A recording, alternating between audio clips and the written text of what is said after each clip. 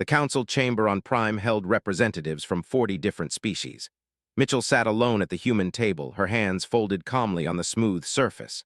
Around her, aliens of every shape and size filled the massive room. Some had scales, others had fur, and a few glowed with their own light. But they all shared one thing in common. They were staring at her with the same look of contempt. High Chancellor stood at the center platform. His body was covered in dark blue scales that reflected the lights above. When he spoke, his voice boomed through hidden speakers that translated his words into every language present. "The human ambassador will now hear the Council's decision," announced. "Earth and all its colonies must submit to galactic authority. You will pay taxes to the Council. Your outer settlements will be placed under our supervision. You have one standard week to accept these terms." Stood up slowly. She was tall for a human woman, but still smaller than most beings in the room. Her brown hair was pulled back in a simple tie. She wore a plain gray suit, nothing fancy or decorated. When she spoke, her voice was clear and steady. "Humanity rejects these terms completely," she said. "Our colonies are free. We will not pay tribute to anyone. Earth answers to Earth alone." The chamber erupted in laughter. It started with a few species, then spread like a wave across the entire room. Some aliens slapped their tables with whatever they had for hands. Others made sounds that their translators converted into mocking chuckles. Supreme Commander On of the Armada stood up from his seat. He was massive, nearly 3 meters tall, with 4 arms covered in thick armor plating that seemed to be part of his actual body. His species had conquered 47 other races across the galaxy. "Little human," On said, his voice dripping with amusement. "Do you understand what you face? I command 300 warships. Each one can burn your cities to ash from orbit. Together, the species in this room have crushed countless worlds. What does Earth have? Some primitive rockets? Metal tubes that barely reach your own moon." More laughter filled the chamber, waited for it to die down before responding. "Earth will send a response fleet to the sector," she said simply. "We will meet your armada there in 1 week." This brought even louder laughter. High Chancellor wiped tears from his large eyes. Several ambassadors were gasping for breath, their bodies shaking with hilarity. "A fleet," one ambassador shouted. "The humans have a fleet." "How many ships?" another called out. 10, 20. Tapped her communication device and sent a coded message back to Earth. Then she looked directly at Commander On. "1 ship," she said. The laughter reached a peak that made the walls vibrate. Even the guards stationed around the room were struggling to maintain their professional stance. Commander On's 4 arms spread wide in a gesture of mock surprise. "1 ship," he roared. "Humanity sends 1 ship against 300. This is not a battle. This is a comedy show." But not everyone was laughing. In the back of the chamber, Ambassador of the Conclave sat quietly. Her species maintained strict neutrality in all conflicts. They observed, recorded, and never interfered. Was smaller than most species, with smooth gray skin and large black eyes. She had spent years studying human history, reading their books, watching their films, analyzing their wars. Something bothered her about this moment. Humans had survived ice ages, plagues, asteroid impacts, and global wars. They had clawed their way up from stone tools to space travel in just a few thousand years. Their planet had higher gravity than most civilized worlds. Their predators were more dangerous. Their diseases were more deadly. Earth was what the galaxy called and humans had not just survived it but thrived. And now, facing impossible odds, humanity was not begging for mercy. They were sending a ship. Pulled out her recording device and began taking careful notes. Something was very wrong with this picture. Mitchell walked out of the council chamber with her head held high. Behind her, the laughter continued. She did not look back. She had delivered Earth's message. Now it was time for actions, not words. On Earth, Admiral Danny Collins received transmission in the North American Defense Command Center. The building was buried deep underground, protected by layers of concrete and steel. The main operations room was filled with screens showing data from every corner of human space. Danny was 53 years old, with gray hair cut short and a face marked by too many years of stress. He had served in Earth's military for 35 years, rising through the ranks during humanity's expansion into the solar system. Now he faced a decision that would determine whether his species survived the next week. "They want war," Danny said to the officers gathered around the tactical table. The Council thinks we'll break. They think one show of force will make us surrender everything we built. Captain Brandon Hayes stood at attention across from the Admiral. Brandon was younger, only 37, with dark hair and sharp green eyes.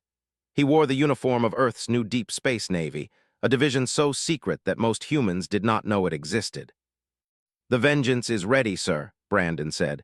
"My crew has been training for 6 months. All systems are functioning perfectly." Danny nodded slowly. He pulled up a holographic display showing the ship in question.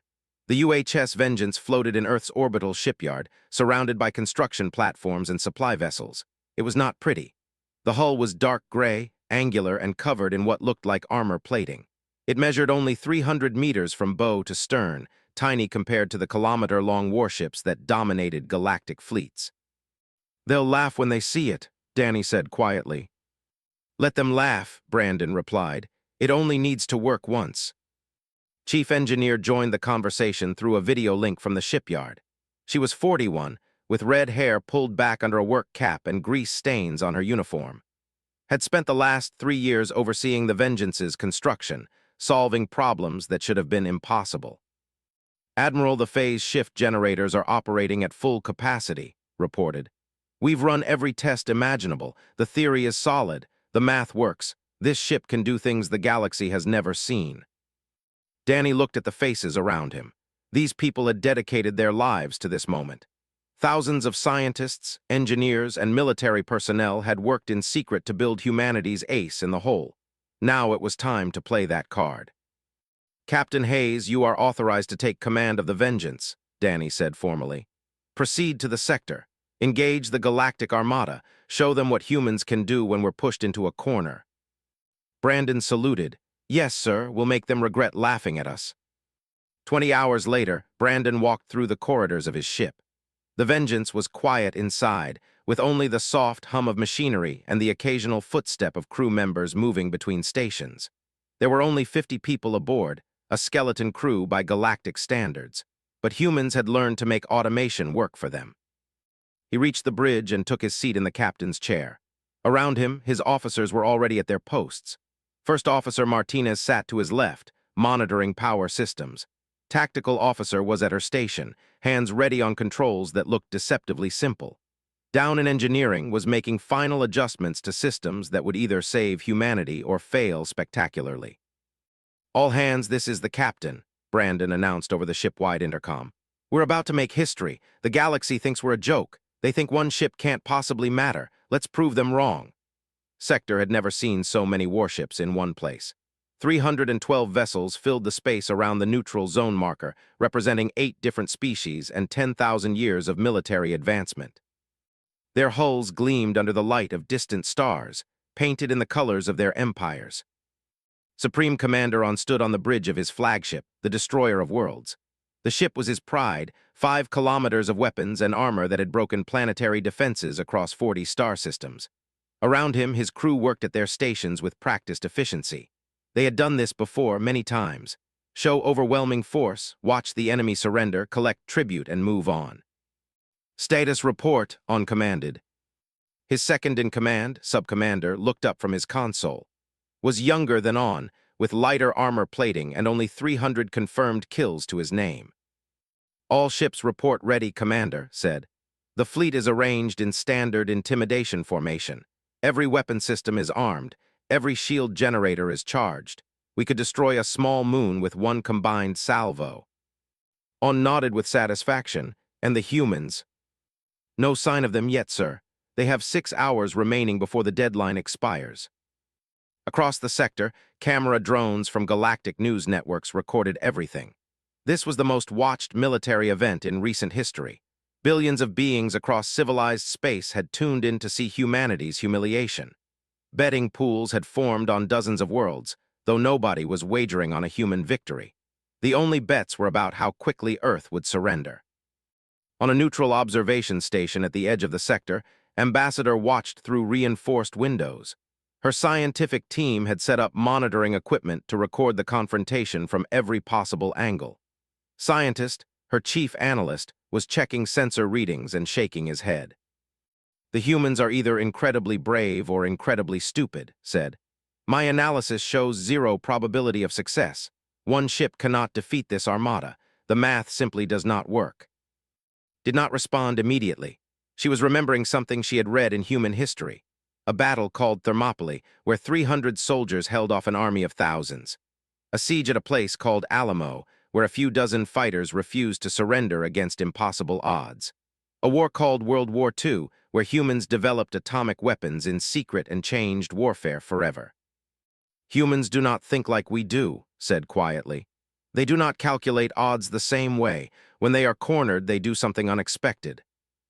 With respect, Ambassador, unexpected tactics cannot overcome such a massive technological and numerical disadvantage, replied. Hoped he was right, but something in her gut, a feeling her species rarely experienced, told her otherwise. The deadline approached. 5 hours became 4, then 3, then 2. The galactic fleet waited with growing impatience. Some commanders began to wonder if humans would show up at all. Maybe Earth had decided to hide instead of fight. Maybe their ambassador's bold words had been nothing but empty pride. Then, with 1 hour remaining, space itself seemed to tear open. A hyperspace window formed, glowing with blue-white energy. Every sensor in the sector locked onto it immediately. The opening was small, much smaller than what a proper fleet would require. Commander On leaned forward in his command chair, suddenly interested. The UHS Vengeance emerged from hyperspace, and the window collapsed behind it. For a long moment, nobody spoke. The tactical screens showed the human vessel in detail, and those details were not impressive. The ship was tiny compared to galactic standards, barely larger than a civilian transport. Its hull was plain metal with no decorative markings. There were no visible weapon ports, no fighter bays, no obvious shield generators. It looked like a cargo hauler that someone had painted gray. Subcommander began laughing first. Then others on the bridge joined in. Soon the laughter spread across communication channels to other ships in the fleet. The mood shifted from tense anticipation to amused mockery in seconds. "That is their response," gasped between laughs. "That tiny thing, I have seen personal yachts with more weapons." Commander On studied the sensor data more carefully. The readings showed standard human technology, nothing special or advanced. A basic fusion reactor provided power. Conventional thrusters moved the ship. The hull was made of titanium alloys and carbon composites, materials that any species with capability could produce. "Scan for hidden vessels," On ordered, suddenly suspicious. "Perhaps this is a distraction while their real fleet approaches from another vector." The tactical officer ran deep scans of the entire sector. "No other ships detected, Commander. The human vessel is alone." The news networks went wild. Commentators struggled to find words to describe what they were seeing. Some suggested this was an elaborate joke. Others theorized that Earth's government had gone insane. A few wondered if humans understood what war actually meant. Aboard the Vengeance, Captain Brandon Hayes sat in his command chair and watched the enemy fleet on his.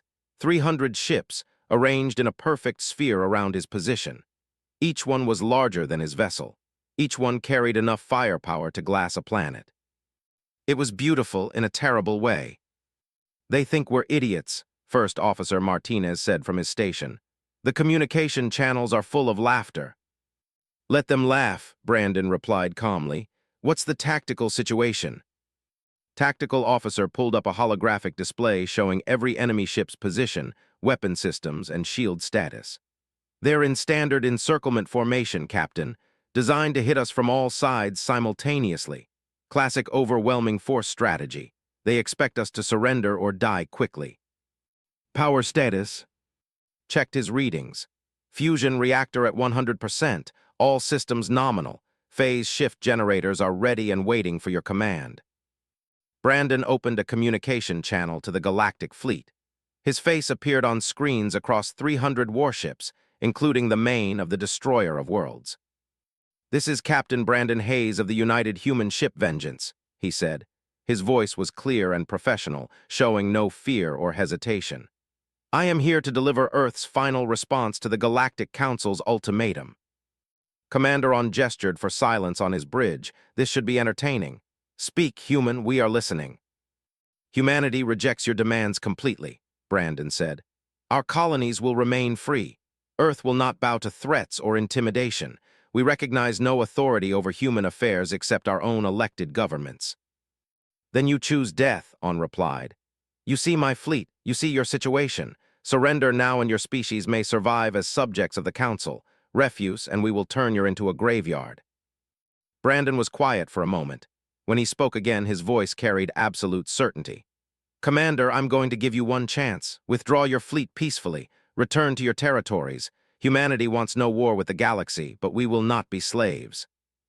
The laughter that followed was even louder than before. Commander On could hardly believe what he was hearing. This human captain, sitting alone in a ship that looked like it might fall apart if someone sneezed on it, was offering mercy to the most powerful armada ever assembled. You amuse me, human, On said. But I grow tired of this game. All ships prepare to fire, target the human vessel. I want it destroyed completely. Leave nothing but atoms. Across the fleet, weapons charged. Plasma cannons hummed to life. Missile tubes loaded their deadly cargo. Particle beam generators built up energy. 300 ships prepared to fire simultaneously, unleashing enough destruction to vaporize a small asteroid.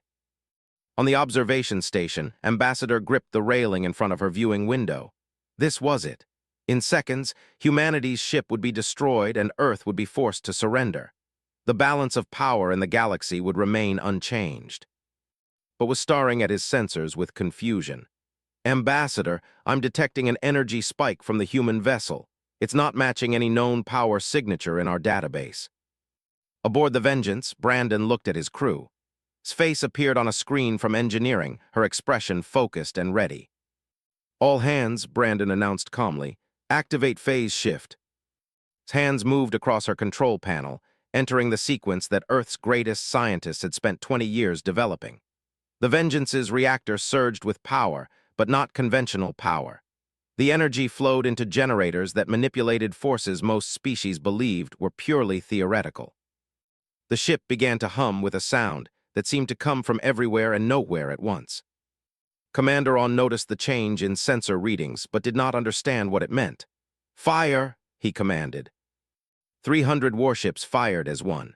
The combined destructive force could have destroyed a battle station or cracked a planet's crust. Plasma beams, particle streams, antimatter missiles, and experimental weapons all converged on the tiny human ship. The attack lit up the sector like a newborn star. Energy readings spiked off every scale. The camera drones automatically adjusted their sensors to avoid being blinded. Chaos erupted across the galactic fleet. Sensor operators checked and rechecked their equipment, certain there must be an error. Weapons officers stared at their targeting displays in disbelief. The laws of physics said this was impossible. Energy could not simply pass through solid matter without interaction. Yet that was exactly what happened. Report, Commander On roared at his bridge crew. What just occurred? The lead scientist worked frantically at his console. His tentacles moved across multiple screens at once, pulling up data that made no sense. Commander, the readings are inconsistent with known physics. The human vessel appears to exist in our dimension, but somehow it does not. Our weapons passed through its position in space, but the ship was not there to be hit. That is impossible, Subcommander shouted. Matter cannot be in two states simultaneously. Apparently humans disagree with that assessment, and replied nervously. On the observation station, Scientist was experiencing a similar crisis of understanding. His equipment showed energy signatures that should not exist. The human ship was producing a field that partially displaced it from normal spacetime. Phase shifting, whispered. They have weaponized dimensional displacement. We theorized this was possible 300 years ago, but every attempt to build such technology failed. The power requirements alone should be beyond any civilization's capability. Ambassador watched the human vessel with growing concern. If they can shift out of phase to avoid attacks, what else can they do? She was about to get her answer. Aboard the Vengeance, Captain Brandon Hayes studied the enemy fleet's confused response. They had thrown everything they had at his ship and accomplished nothing. Now came the hard part. Now humanity had to prove it could fight back, not just survive. Target the nearest 3 ships, Brandon ordered. Fire when ready. Tactical officer's fingers moved across her controls with practiced precision. Locked on, Captain. Firing now. The Vengeance did not have traditional weapons. There were no missile tubes, no beam cannons, no projectile launchers. Instead, the ship projected something far more dangerous. From hidden emitters along its hull, it released controlled phase disruptions, invisible waves of energy that existed partially outside normal reality. These disruptions traveled through space at the speed of light. When they reached the first battlecruiser, something terrible happened. The ship's shields did not stop the attack. They could not. The phase disruptions passed through force fields the same way the galactic weapons had passed through the Vengeance. Energy shields only worked against attacks in normal spacetime. Against something that existed partially in another dimension, they were useless. The disruption reached the battlecruiser's hull and began to interact with its atomic structure. The carefully arranged bonds that held metal atoms together suddenly became unstable. The ship did not explode in a conventional sense. Instead, it simply came apart. Hull plates separated into individual molecules.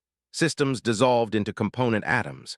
3,000 crew members died instantly as their bodies experienced the same molecular breakdown.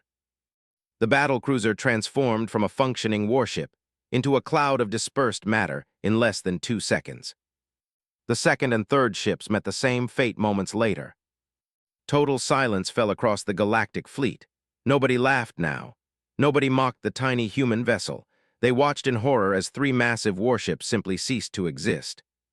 "All ships evasive action," Commander On shouted. "Scatter formation, do not remain stationary." The armada broke apart as captains threw their ships into random evasive patterns, but the Vengeance tracked them easily. The phase shift technology that protected the human ship also enhanced its sensors and targeting systems, could see through shields, through armor, directly into the heart of enemy vessels. She fired again. A carrier came apart, its hull separating into dust.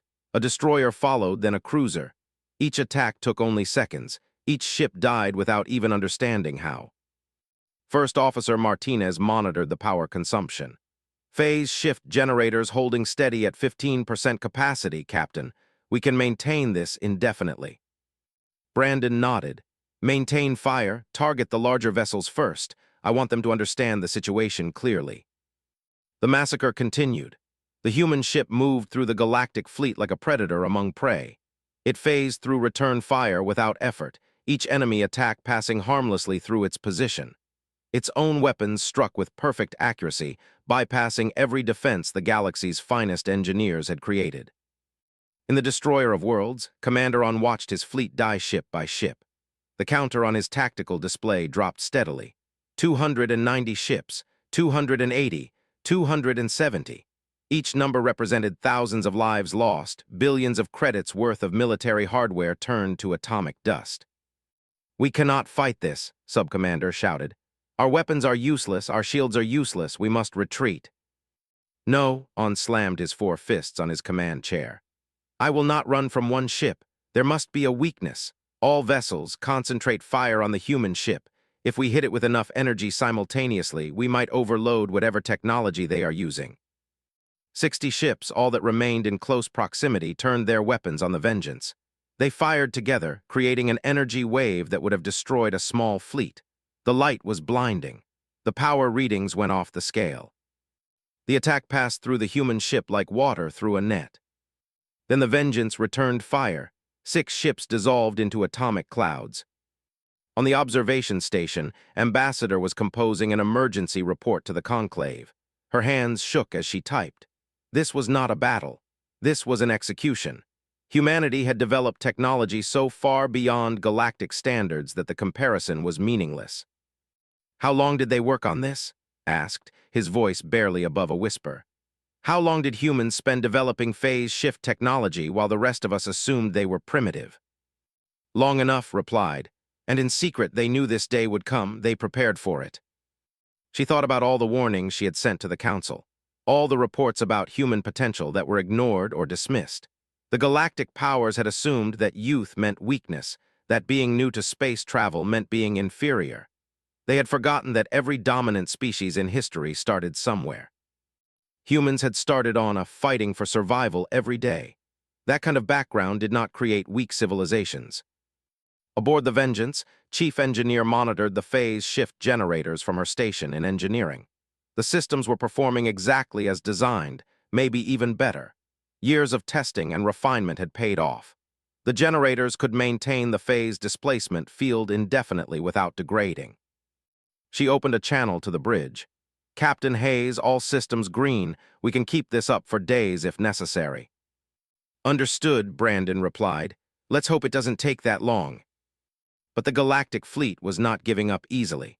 Commander On ordered his remaining ships to fall back and regroup. He had lost over 100 vessels in less than 30 minutes, but he still had numerical superiority. Surely there was some tactic, some strategy that could work against this impossible technology. "Try temporal disruption weapons," he commanded. "If they exist partially outside normal space, perhaps weapons that attack time itself can reach them." 3 ships equipped with experimental temporal cannons moved forward. These weapons were dangerous even to use, capable of creating localized time distortions that aged targets centuries in seconds. They fired carefully, sending waves of temporal energy toward the human vessel. The Vengeance phased through the attacks without difficulty. Time-based weapons still required existing in the same dimensional frame to function. Destroyed all 3 ships with casual precision. The fleet's morale broke. Captains began broadcasting distress calls. Some vessels simply turned and ran, engaging their hyperspace drives to escape the sector. Others broadcast surrender signals, cutting their engines and powering down weapons. Commander On watched his armada disintegrate. Ships that had fought together for decades were abandoning formation, fleeing in panic, or begging for mercy. The greatest military force ever assembled was falling apart because of one small human vessel. "All ships hold position," he roared over the command channel. "Any captain who flees will be executed for cowardice. We will not surrender to these primitives." But his words had no effect. The captains had seen enough. They knew defeat when it stared them in the face. Staying to fight meant dying for nothing. Pride was not worth that price. The Destroyer of Worlds found itself increasingly isolated as ships around it either fled or surrendered. Soon, On's flagship stood almost alone, surrounded by the dispersed atoms of what used to be the finest warships in the galaxy. Brandon Hayes opened a communication channel directly to the Destroyer of Worlds. His face appeared on On's, calm and professional. "Commander On," Brandon said, "your fleet is defeated. Most of your ships have surrendered or retreated. You can continue fighting alone and die pointlessly, or you can surrender and live. Choose now." On's forearms trembled with rage and shame. He had conquered 47 species. He had never lost a battle. He had been the terror of entire star systems. And now a human, a member of a species he had mocked just hours ago, was offering him mercy like he was some helpless child. "You dare," On growled. "You dare to offer me terms." "I dare to offer you life," Brandon replied. "More than you offered Earth. Take it or leave it, Commander. I have no desire to kill you, but I will if you force my hand." Subcommander stepped close to On. "Commander, please, we cannot win this. The crew deserve the Destroyer of Worlds unleashed every weapon system it possessed. Quantum torpedoes streaked through space, each carrying enough antimatter to level a city. Graviton beams bent space itself, attempting to crush the target through pure gravitational force. Temporal disruptors tried to age the human ship into dust. Experimental weapons from a dozen conquered civilizations fired together in one desperate assault. The energy release was spectacular. Sensors across the sector overloaded. The camera drones broadcasting to the galaxy automatically filtered their feeds to protect viewers from being blinded. For a brief moment, the Destroyer of Worlds became the object in the region, brighter than the nearby stars. Captain Brandon Hayes watched it all happen from his command chair. They showed the incoming attacks as lines of light and distorted space converging on his ship. He did not flinch. He did not order evasive action. He simply waited. Every attack passed through the Vengeance without touching it. The ship remained in perfect condition, floating calmly while destruction raged around its phased position. Not a single system showed strain. The phase shift generators hummed steadily, maintaining the dimensional displacement that made the vessel untouchable. "Their weapons are depleted, Captain," Tactical Officer reported. "Energy reserves on the destroyer are dropping rapidly. They cannot maintain that rate of fire much longer." Brandon felt no satisfaction in what came next. This was not a victory to celebrate. This was a lesson that the galaxy had forced him to teach. He opened a channel to engineering. I need precision targeting. Disable their weapons and engines, but do not destroy the ship. I want survivors. Chief Engineer adjusted the phase disruption emitters to lower power. Understood, Captain. Surgical strikes only.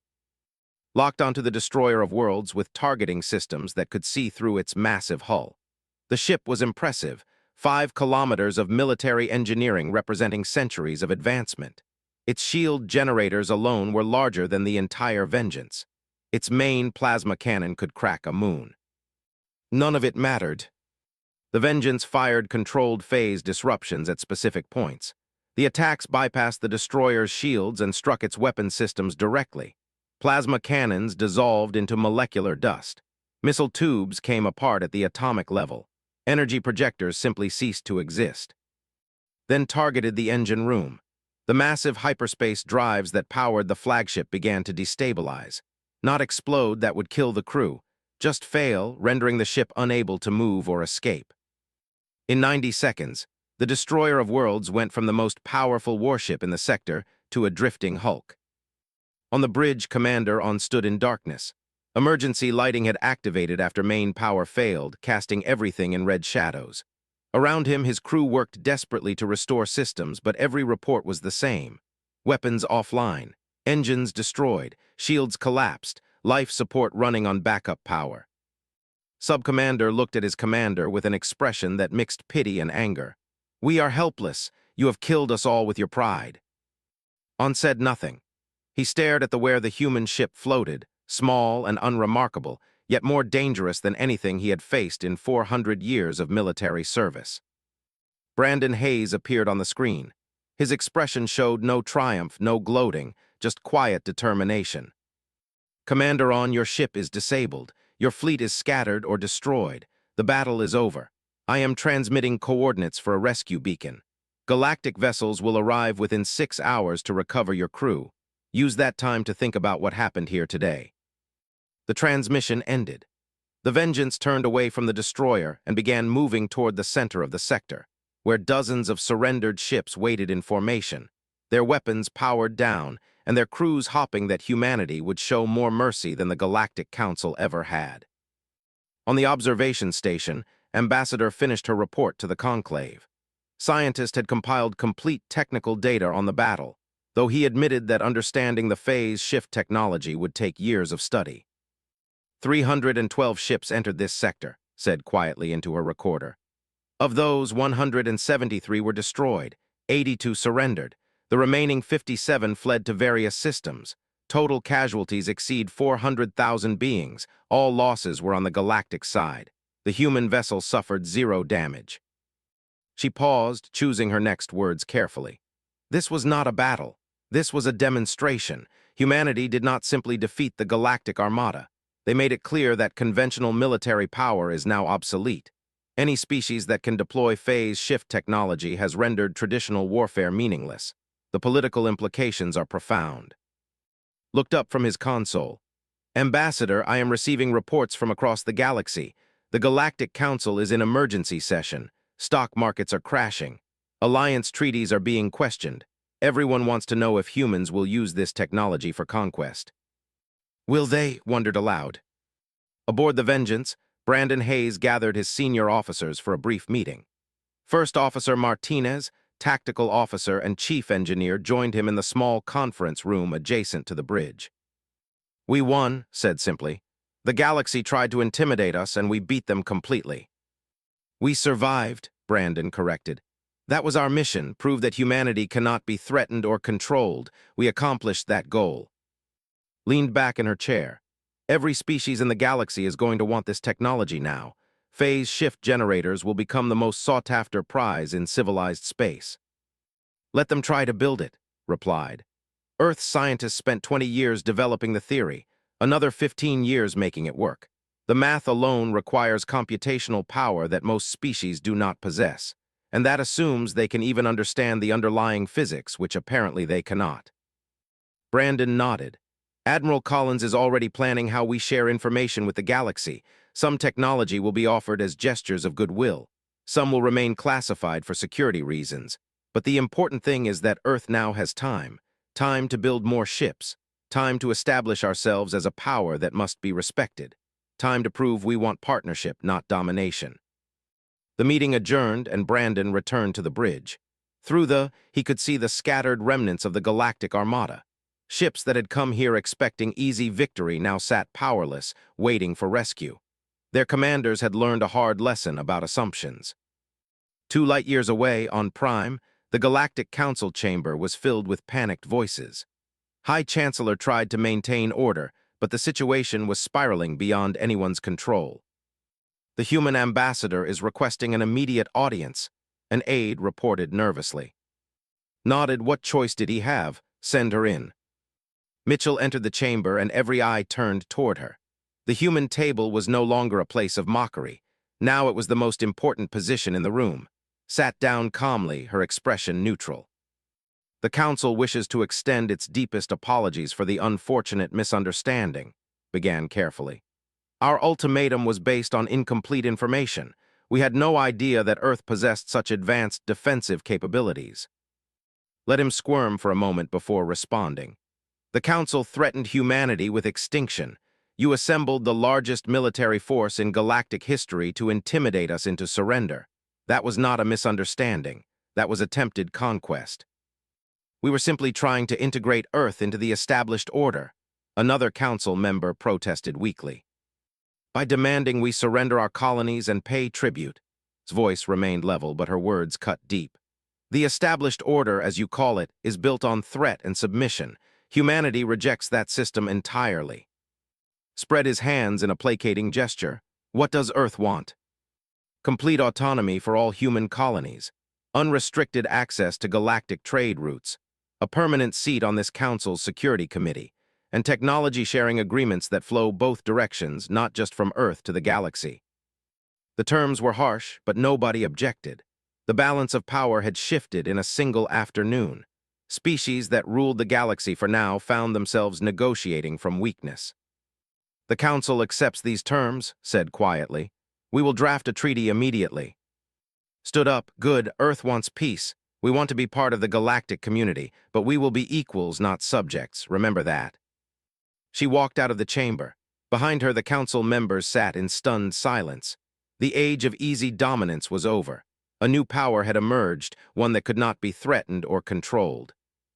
In the sector, Captain Brandon Hayes received word that the treaty negotiations were progressing. He ordered his crew to stand down from combat status.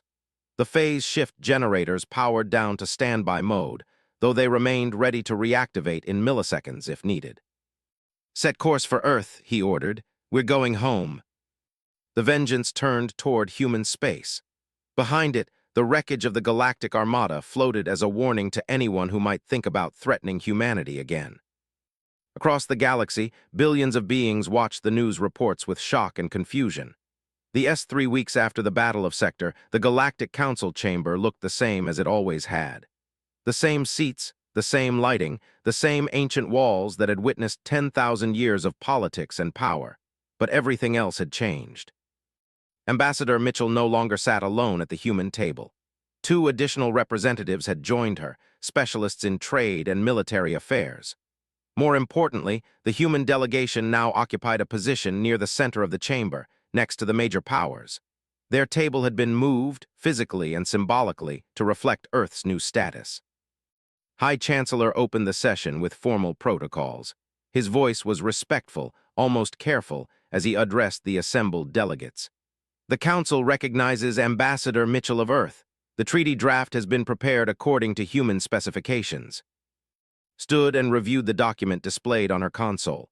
It contained everything Earth had demanded: complete sovereignty over human colonies, full voting rights on all council matters, access to galactic trade networks without restrictions or special taxes, a permanent seat on the Security Committee with veto power. Most importantly, the treaty included mutual defense clauses.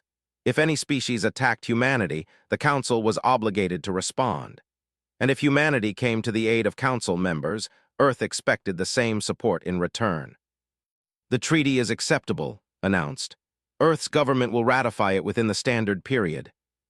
Looked relieved. Excellent, then let us move forward in partnership and mutual respect. But not everyone in the chamber was happy. Ambassador of the conclave requested permission to speak. Her small gray form stood out among the larger species. I wish to address a concern that many members are thinking but not saying, began. Humanity has demonstrated technology far beyond galactic standards. The phase shift capability renders all conventional defenses obsolete. Many species are afraid. They fear conquest. They fear retaliation for past slights. They fear becoming subjects of a new Earth empire. The chamber went quiet, had spoken the truth that everyone was dancing around. The galactic powers did not fear human strength because it existed. They feared it because they knew what they would do with such power, and they assumed humans would do the same. Nodded slowly. Ambassador is correct. Earth is aware of these fears. Captain Brandon Hayes and Admiral Danny Collins have both addressed this concern in their reports, so let me be clear about humanity's intentions. She activated a holographic display showing Earth and its colonies. Humans want three things. First, freedom to govern ourselves without outside interference. Second, fair access to trade and resources. Third, peaceful coexistence with all species willing to respect our sovereignty. The display shifted to show various galactic territories. Earth has no interest in conquest. We do not want to rule other species. We do not seek tribute or submission. Our history shows that humans fight hardest when we defend our homes and families, but it also shows that we can be good neighbors and reliable allies. A delegate raised a tentacle. Easy words to say now, but you have the power to enforce your will across the galaxy. What stops you from changing your mind in the future? The same thing that should have stopped this council from threatening us, replied. Basic decency and respect for others, but I understand that trust must be earned, not demanded. So Earth proposes the following. A new document appeared on screens across the chamber. We will establish a joint technology committee. Earth will share selected advances with species that demonstrate peaceful intentions and responsible use. We begin with basic phase shift theory, not weapons applications, but the underlying physics that makes the technology possible. Murmurs spread through the chamber. This was more than anyone expected. Humans were willing to share the very technology that gave them supremacy. In exchange, continued, we request access to galactic archives and databases. There are technologies that other species excel at. Biological engineering from the, quantum computing from the, agricultural techniques from the, Earth wishes to learn from the galaxy's collective knowledge. Spoke again, this is a generous offer, but why? You could hoard your advantages and maintain dominance for centuries. Smiled slightly. Because that is not who we are. Humans believe that rising tides lift all boats. A galaxy where everyone has access to better technology is safer and more prosperous for everyone, including Earth. We want partners, not subjects. We want a community where disputes are settled through dialogue, not threat of force. High Chancellor looked genuinely moved. The Council accepts this proposal. We will establish the Joint Committee immediately. On Earth, Admiral Danny Collins watched the Council session through a live feed from his office in North American Defense Command. Beside him, Captain Brandon Hayes stood in full dress uniform, having returned from the sector to a hero's welcome. They are afraid of us, Danny observed. Good, fear creates respect, but is right. We cannot rule through fear alone. That would make us the same as the Council we just defeated. Brandon nodded. The phase shift technology gives us an advantage, but advantages do not last forever. Eventually, someone will figure it out. Maybe in 10 years, maybe in 50. When that happens, we need to be established as a legitimate power with allies and trading partners, not isolated conquerors that everyone wants to overthrow. A message appeared on Danny's console. He read it and smiled. The Security Committee has confirmed your promotion, Brandon. Congratulations, Admiral Hayes. You are now the youngest flag officer in Earth's history. Brandon accepted the news with quiet pride. Thank you, sir. What is my new assignment? Building the fleet, Danny replied. The Vengeance proved the concept works. Now we need more ships. I want 10 phase shift vessels operational within 2 years, 20 within 5 years, not for conquest, but to ensure that Earth can defend itself and its allies anywhere in the galaxy. Meanwhile, Chief Engineer was giving a presentation to Earth's leading scientists at the Global Technology Institute. The auditorium was packed with researchers eager to hear about the phase shift breakthrough from the person who made it work. The theory was developed by Dr. Sarah and her team at the Tokyo Research Facility, explained. displaying equations that made most of the audience's heads hurt. They proved that with enough energy, you could create a controlled dimensional displacement. The object would exist in our universe but slightly out of phase with normal spacetime. A professor raised his hand. But the power requirements for such displacement should be astronomical. How did you overcome that limitation? Smiled, we did not overcome it. We worked with it. The phase shift generators do not run continuously. They pulse at incredibly high frequency, thousands of times per second. Each pulse only lasts a microsecond, but to outside observers the effect appears constant. This reduces power consumption by 98%. Another scientist asked, what about the weapons? How do phase disruptions destroy matter? They do not destroy it in the conventional sense, replied. They destabilize atomic bonds by introducing dimensional interference. Imagine trying to build a house while the ground beneath it keeps shifting between solid and liquid. The bonds cannot maintain stability and the structure collapses. That is what happens to matter when hit by a phase disruption. The presentation continued for 2 hours, covering every aspect of the technology that was cleared for public disclosure. Some details remained classified, but Earth's scientific community now had enough information to begin exploring applications beyond warfare. Across the galaxy, reactions to Earth's emergence varied wildly. Some species welcomed humanity as a counterbalance to traditional powers, others into isolation, afraid of the new order. A few began secret programs to develop their own phase shift technology, despite Earth's warnings about the dangers of rushed development. The Empire held military tribunals to assign blame for the disaster at Sector. Commander On was stripped of his rank but avoided execution. His sentence was assignment to a remote monitoring station, where he would spend the rest of his life tracking asteroid movements in an empty system. For a warrior of his standing, it was a fate worse than death. Sub-Commander, who had urged surrender, received a promotion and command of the rebuilt fleet. His first order was to establish diplomatic relations with Earth and request inclusion in the Joint Technology Committee. On the observation station where she had watched the battle, Ambassador compiled her final report for the conclave. Scientist had spent weeks analyzing every detail of the conflict, and his conclusions were sobering. Humanity represents the most significant shift in galactic power since the formation of the Council 5,000 years ago, wrote. Their technology is revolutionary, their tactics are unpredictable, their potential is unlimited. However, initial observations suggest they are not naturally aggressive or expansionist. They respond to threats with overwhelming force but show mercy to defeated enemies. They value cooperation over domination. Added her own assessment. I recommend the conclave establish close relations with Earth. Humans think differently than established species. Their perspective, shaped by survival on it, gives them unique problem-solving abilities. They see possibilities where we see limitations. They achieve the impossible because they do not accept that it is impossible.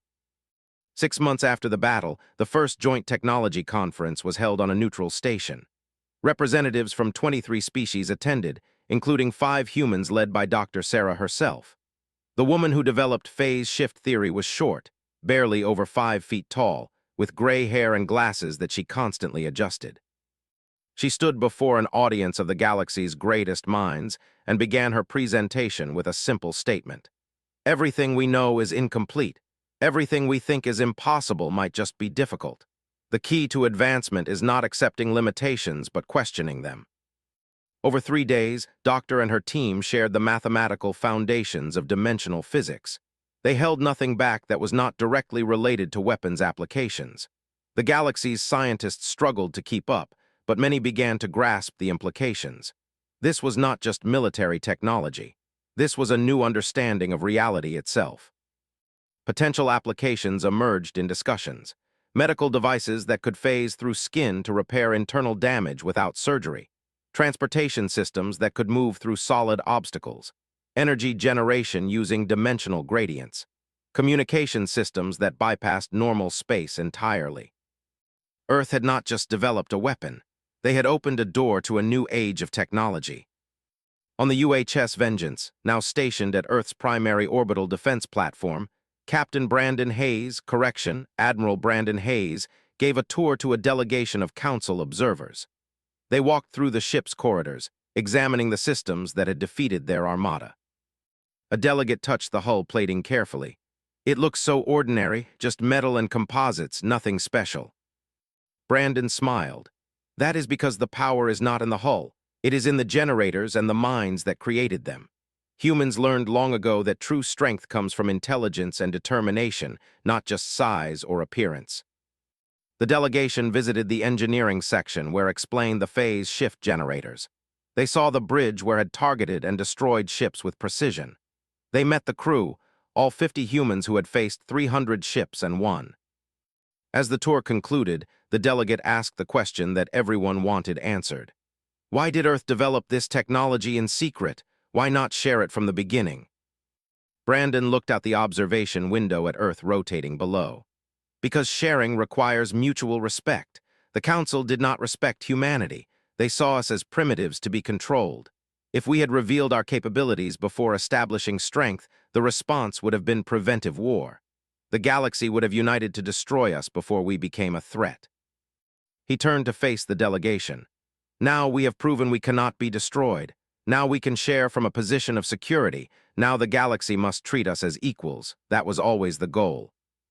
The delegates departed with new understanding. Earth had not been hiding from the galaxy. It had been preparing for the inevitable confrontation, building the tools necessary to survive first contact with civilizations that measured age in. In a small apartment in New Seoul, Dr. Sarah sat with her and told them stories about the day everything changed. The day when humanity stopped being the new species everyone laughed at and became a power that the galaxy respected. Never let anyone tell you something is impossible, she told them. Humans walked on our moon when people said it could not be done. We split the atom when scientists said it was too dangerous. We reached the stars when the galaxy said we were too young. And we will continue to achieve impossible things because that is what humans do best. The children listened with wide eyes, already dreaming of their own impossible achievements. Across the galaxy, the name Vengeance became legend. Songs were written about the ship. Stories were told to children as warnings about underestimating others. Military academies taught the Battle of Sector as a case study in the dangers of arrogance and the importance of adapting to new threats. But the humans who fought that battle did not see themselves as legends. They were just people who did what needed to be done. They protected their homes. They stood up to bullies. They proved that determination and intelligence could overcome size and numbers. Admiral Brandon Hayes stood on the observation deck of the Vengeance one last time before transferring to his new command. First Officer Martinez joined him, along with End. We changed everything, said quietly. The galaxy will never be the same. No, Brandon agreed. But change was inevitable. Better that humans guided that change than became victims of it. Looked at the stars beyond the window. What happens next? We build, replied. We learn, we grow. We show the galaxy that Earth's strength comes from more than just one technology. It comes from our willingness to face challenges, adapt to new situations, and never stop pushing forward. Brandon nodded. The Vengeance gave us time and respect. What we do with those gifts will determine humanity's true legacy. Will we be conquerors or partners, tyrants or friends? The choice is ours. He turned away from the window. I choose partnership. I choose cooperation. I choose a galaxy where humans and aliens work together to solve problems and explore possibilities. That is worth fighting for. The others agreed.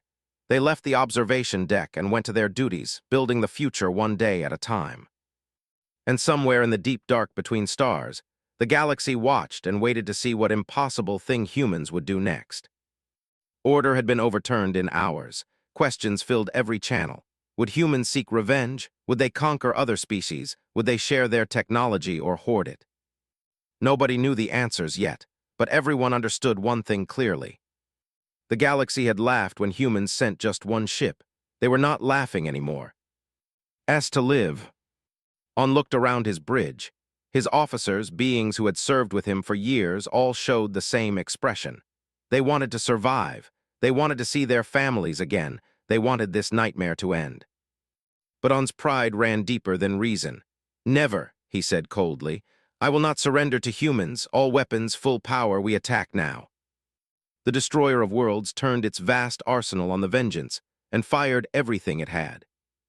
When the light faded, Everyone expected to see empty space where the Vengeance had been. Instead, the ship floated exactly where it had been before, completely untouched. Not a single scorch mark appeared on its hull, not one system showed damage. Every weapon had passed through the vessel as if it was not there at all. Commander On stood up slowly from his command chair. "What," he said very quietly, "was that?" The Vengeance's engines came to life with a deep thrumming sound that resonated through the hull. The ship detached from the orbital platform and turned toward deep space. Through the forward, the stars waited like tiny points of light against infinite darkness. Brandon thought about all the species that had come before, all the civilizations that had bowed to the Galactic Council's demands, all the worlds that had surrendered their freedom rather than fight. Humanity would not be one of them. "Helm, set course for sector," he ordered. "Maximum speed." The Vengeance accelerated smoothly, leaving Earth behind. In 1 week, the galaxy would learn a lesson it would never forget.